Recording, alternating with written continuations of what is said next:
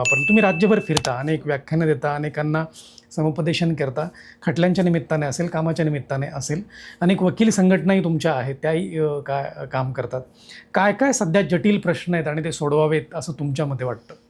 आता सध्या जटिल प्रश्न म्हणजे सगळ्यात न्यूक्लिअर फॅमिलीचा खूप मोठा प्रश्न आहे. त्याच्यामध्ये लहान मुलांपासून नवरा बायकोपर्यंत जे न्यूक्लिअर फॅमिलीत राहतात, म्हणजे आई वडील आणि मुलगा, ह्यांच्यापर्यंत अत्यंत गंभीर परिस्थिती आहे. कारण की तुम्हाला मी आता नाव नाही घेणार मी कुठल्या शाळेचं, पण अगदी सिनियर ज्युनियर KG शिकणारी मुलं आहेत, त्यांच्यामध्ये सुद्धा सेक्शुअल ॲब्यूज होतो. आणि ती लहान लहान मुलं असं सांगतात की आमचं सिनियर आमच्यावर हेच करतात.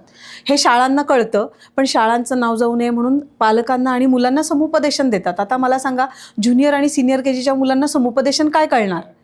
पण फक्त केवळ आमच्या शाळेचं नाव जाऊ नये, कुठेही कंप्लेंट दाखल होऊ नये म्हणून हे समुपदेशनाचे कार्यक्रम चालू असतात.